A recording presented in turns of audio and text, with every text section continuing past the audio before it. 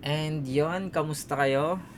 And ayun, ito, nananaba na tayo. Ng konti lang naman. Hindi pa naman katabaan to eh. And yun na nga, bakit ano to? Ano tong video na to? Ano tong nire-record ko na to? Ito yung pagsisimula ng vlog ko ngayon. Actually, balik vlog lang to kasi last vlog ko is 2018-2019 ata yun. Yun yung last vlog ko. Ang gamit ko pa nun is Android phone. So, hindi ganun kaganda yung quality. Pero, yeah, for me is parang, yes, nakapag-practice na din ako mag-vlog nun. Parang, kung mag-vlog ako ngayon in public, so hindi na ako masyado mahiya kasi nakapag-vlog na ako dati.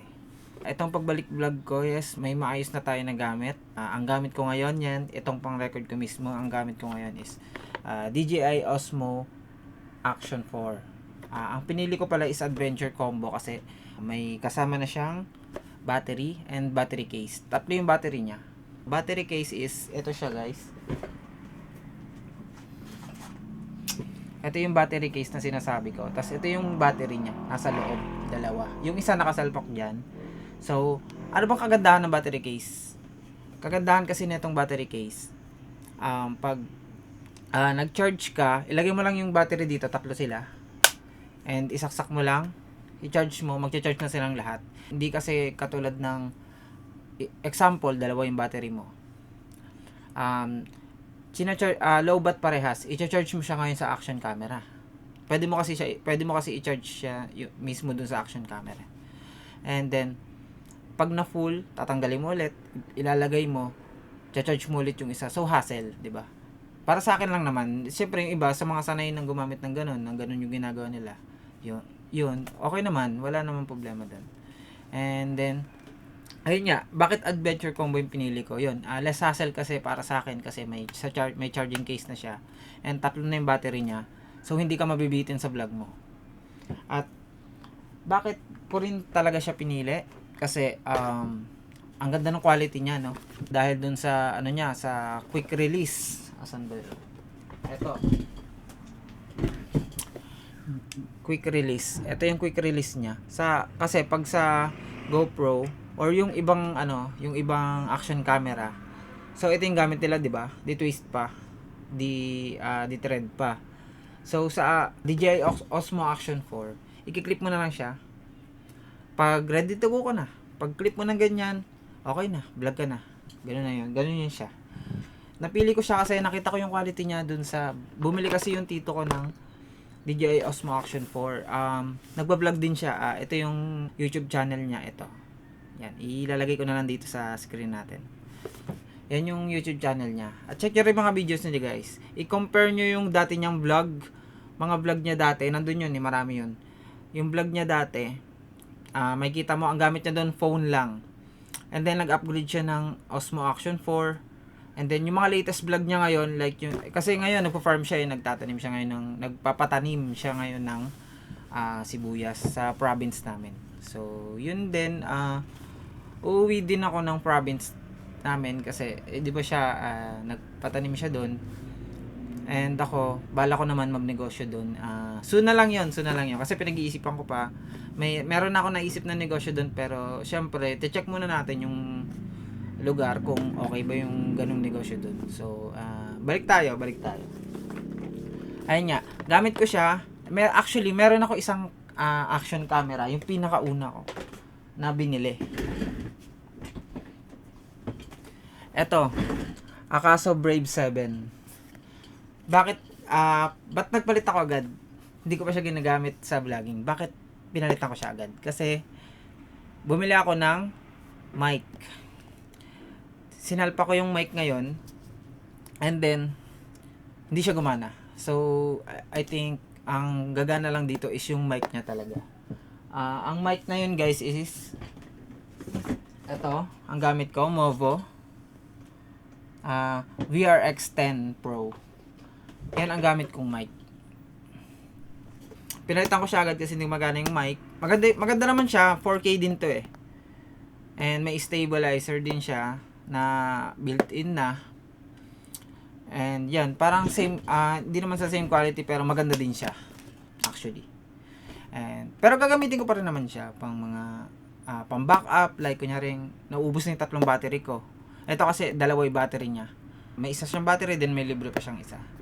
And yun, ano pa ba yung gagamitin ko sa pag-vlog ko ngayon? Ito. Meron din ako Insta360 X3. Yan, gagamitin ko din siya pang vlog. Na-unbox ko na siya actually. Soon ko na ipapakita sa inyo pati yung video na magagawa ko rito. Kasi actually guys, kakapain ko pa siya. Kasi 360 nga siya. So, kakapain ko pa siya kung paano ba yung view ng ganito, ganyan. And then, yun. Balik tayo. Itong video na to, yes, panimula ng aking vlog.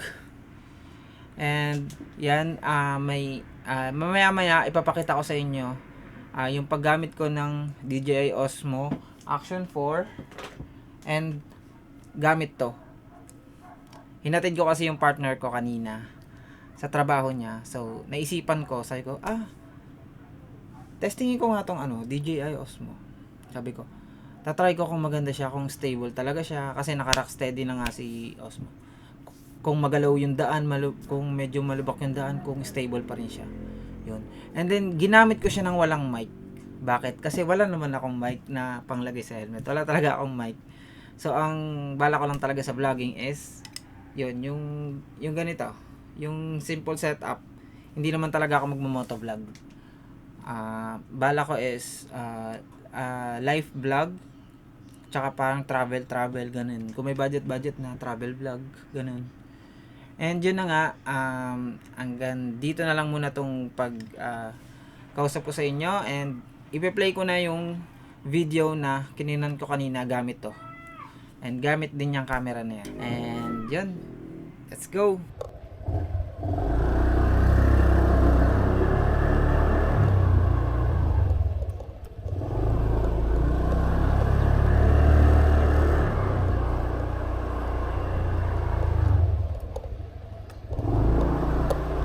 Sakto nga to, may parang kwintas eh. Parang ano na rin to, dashcam, no? For security purposes.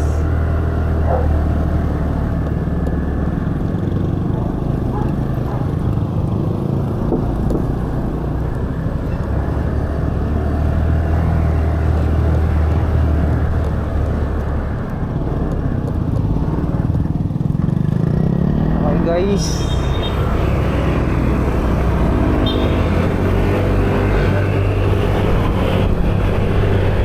papasok si partner ngayon. And ayan, nagsuot tayo ng ginamit na natin itong DJI Osmo for security purposes lang din, no?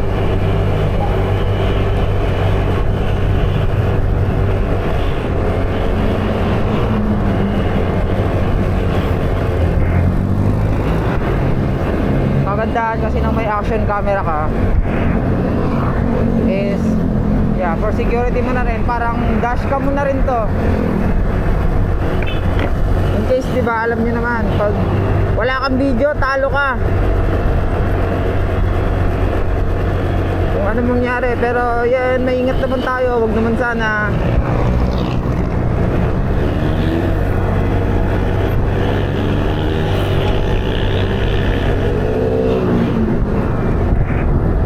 wala pa rin akong mic pang helmet. So yeah, test lang tong voice na to.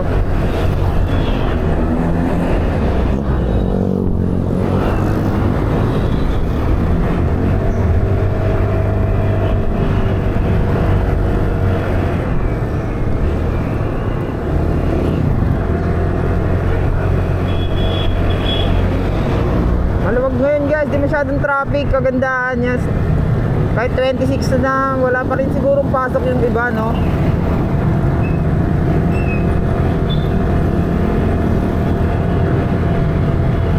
Check ko mamaya, siguro grabe yung wind noise nito kasi mahangin ngayon eh.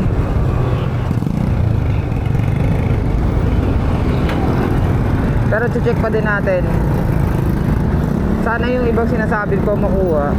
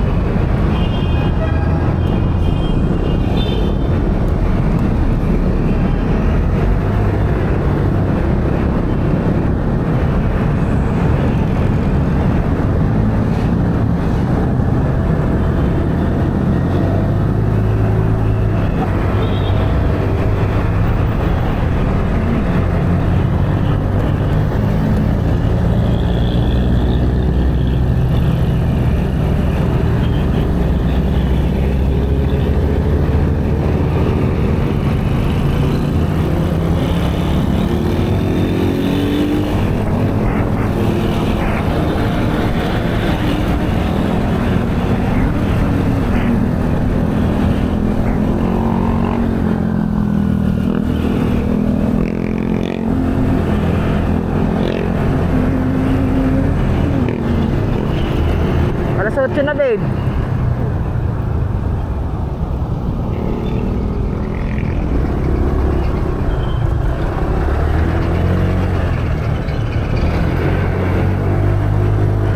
Shit, di tayo maabot.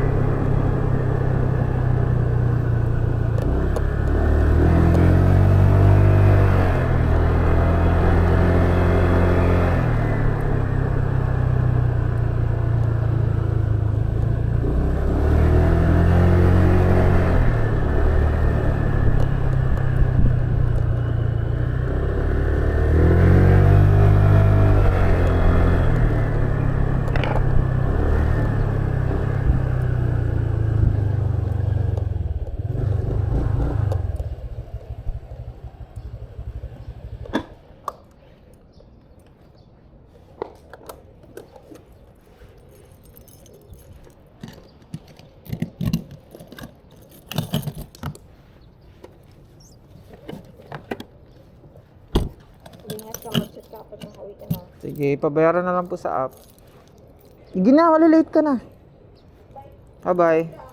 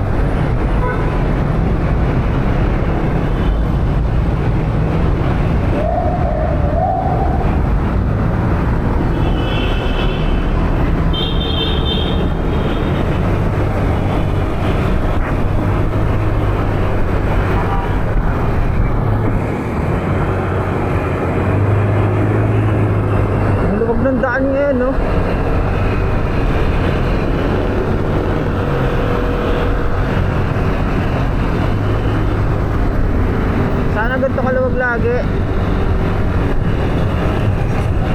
ako tinatamad mag-attend.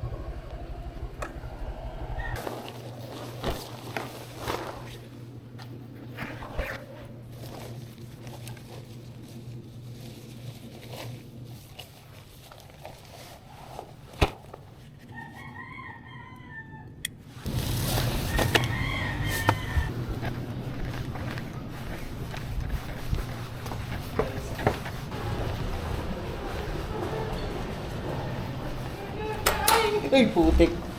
Gulat ko pa. Nagkasabayan ba naman?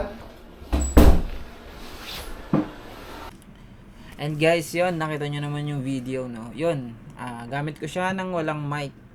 And built-in mic lang yung gamit ko nun. And yun nga, at ito lang din yung gamit ko. Yan. Palagay na lang sa comment section kung okay yung quality, kung okay naman. Ang ano ko pala doon, ang settings ko pala doon guys is 2.7K na naka 60 fps. And naka rock steady po siya para hindi maganon yung video ko, no. And yun na nga, ito na yung pinaka outro ko muna ngayon. Nag-edit pa ako siguro ng pang outro ko and intro na din na maganda para sa sa mga ibang vlog ko sa susunod. Hanggang dito na lang muna. Sana supportahan nyo ako sa pagbabalik vlog ko sa mga kakilala ko dyan. And yun, supportahan nyo rin po sana ito si Moto GXP. Tito ko po yan. Supportahan nyo din po yan. And thank you so much. Hanggang dito na lang muna. See you na lang po sa susunod na vlog ko. And bye!